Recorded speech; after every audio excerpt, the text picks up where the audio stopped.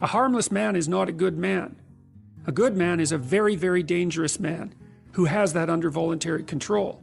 You got to be aggressive. You got to be willing to fight. You got to be willing to kill, and you got to be willing to die. At the same time, you got to be able to temper all those things in such a way that they can be controlled and disciplined. You make men safe, let's say, by making them strong and then by making sure that they're disciplined.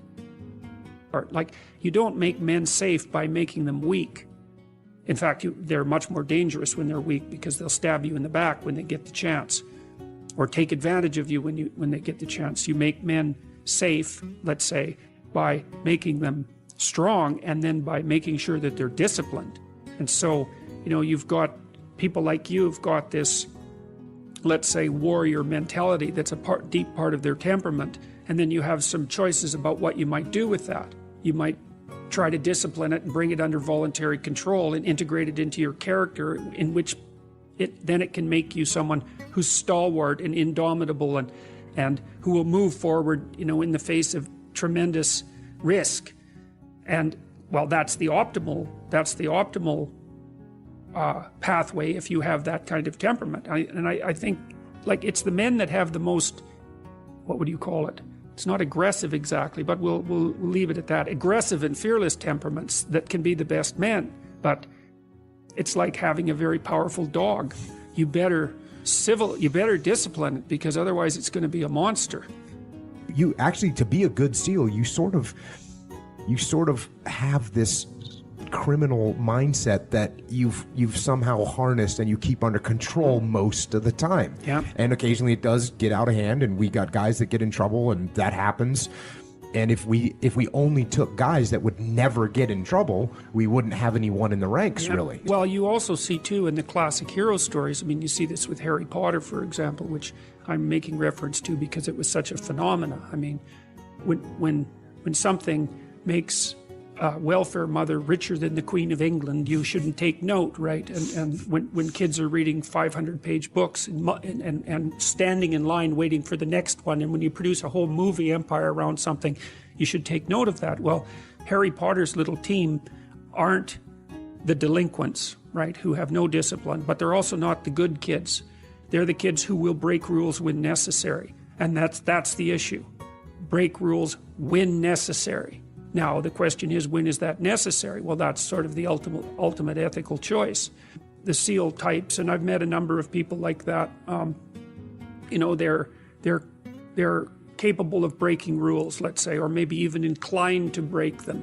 But I also think that this is part of the reason that I'm an admirer of Carl Jung, because Jung makes it very clear that, see, he was very interested in the barriers to enlightenment. Because if there's such a thing as being enlightened, let's say, then why isn't everyone enlightened? If it's just a matter of taking the glorious route and following your bliss, let's say, it's like, well, that sounds pretty easy. Why isn't everyone enlightened?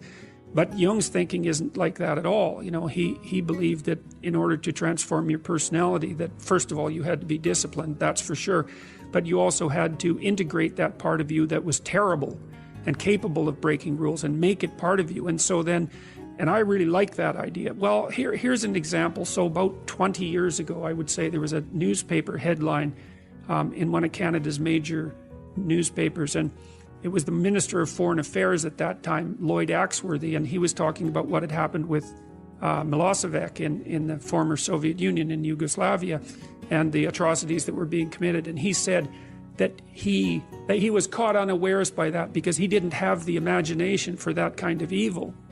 And I thought, well, you know, you think that what you're doing is signaling your virtue by making a statement like that, but from my perspective, all you're doing is stating your cowardice and your historical ignorance, because if you're going to be Minister of Foreign Affairs, you bloody well better have imagination for that kind of evil, because if you don't, then anyone who does wins. They beat you. And so you know, again, in the Harry Potter stories, you see he's touched by evil, right? He actually has a soul fragment that's embedded within him that's as black as anything can possibly be. That's why he can talk to snakes. But without that, he wouldn't be able to have any victory. And that's exactly right psychologically. Unless you can think the way that an evil person thinks, then you're defenseless against them. You've been down. You've been at the bottom for a long time. You've been put in a position where you feel there's nothing else left for you to give of yourself. You feel alone. There's a moment of despair. You feel like that you can't go on. You almost feel like giving up, maybe even giving up your life, because there's no one there to save you. You're at the bottom. You almost feel like you're a bottom feeder. You're eating dirt instead of eating filet mignon. You don't feel that you have the chance of getting to the next level in your life. You don't understand why you're hurting so bad. You can't even comprehend that every day you start your day, it's always bad things happening instead of something good. You feel like there's no ending to your sorrow. You feel that you can't carry on. The greatest mistake that you made with all of those thoughts in your mind is you never gave yourself a chance just to look up. All you did was look down. All you thought about was sorrow. All you thought about was misery. Instead of keeping your eyes on the prize, you kept looking down at the dirt. You kept looking down at your failures. You kept looking at around all of these things that are dead around you. The dead doesn't speak. So how do you resurrect your attitude? How do you...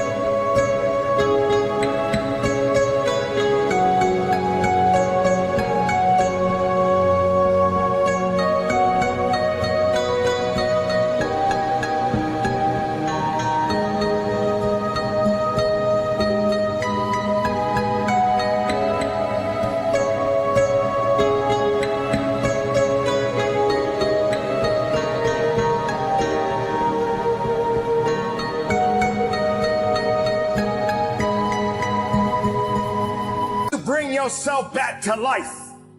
How do you resuscitate yourself? How do you recognize that you matter? Start believing within yourself that you do matter. Start looking up. Start climbing that mountain. We all got mountains to climb. They come in different shapes and sizes. Doesn't matter how strong or how weak you are, you must climb that mountain. Doesn't matter how many times you fall, you must climb that mountain. You may slip a few times, but you must climb that mountain. If you're looking over your shoulder and worrying about who's behind you, how can you focus on what's going on at the top of the mountain? So you slip, so you fall. But are you breathing? Can you feel your heart beating? Are you alive? Then keep climbing. Don't be worrying about what you can't control, but you can control your emotions. You can control the fight in you. If you truly desire success in your life, then you got to go up the mountain. And every step that you go up, it gets a little steeper. It gets a little harder. Sometimes when it gets harder, you may feel that you can't carry on. Nobody's going to save you. Nobody's going to feel sorry for you right now. You are the last man or last woman standing at this moment. And the only way you can go up is you got to believe that you can go up that mountain.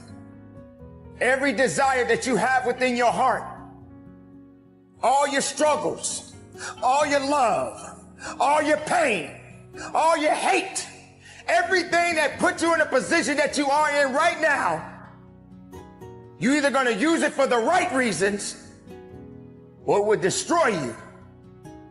And you will continue to be that bottom feeder. It's time to rise up now.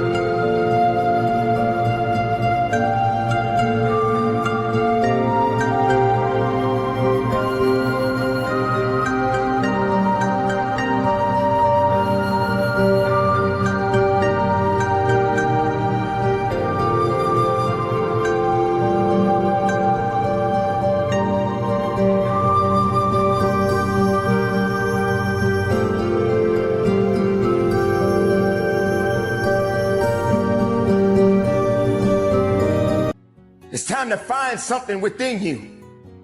It's time to realize that you matter for something. It's time to realize that when you were born, something was connected to that body. You got to be careful in this season who you walk past, because God is getting ready to reverse the order.